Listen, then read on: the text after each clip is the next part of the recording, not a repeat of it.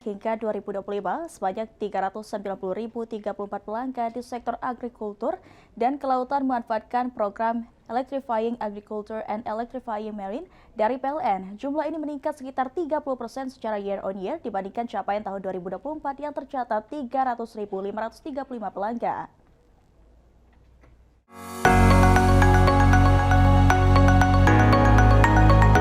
Direktur Utama PLN Darmawan Prasojo menyampaikan bahwa program EA dan EM ini merupakan bagian dari strategi PLN dalam mendorong transisi energi berkelanjutan, ketahanan ekonomi masyarakat, hingga mendukung program pemerintah dalam mewujudkan swasembada pangan.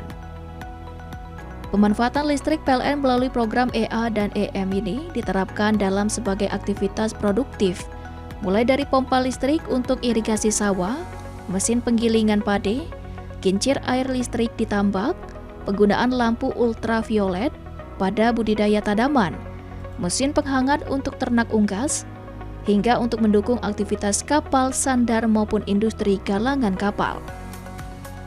Direktur Retail dan Niaga PLN Adi Priyanto menjelaskan bahwa hingga 2025, total daya listrik yang terpasang melalui program EA dan EM mencapai 5.240 megavolt ampere, naik sekitar 25% dibandingkan tahun 2024, yang tercatat sebesar 4.203 megavolt ampere.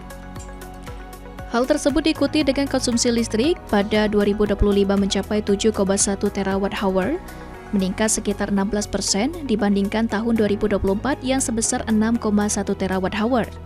Mencerminkan tingginya pemanfaatan listrik untuk mendukung aktivitas di sektor industri primer.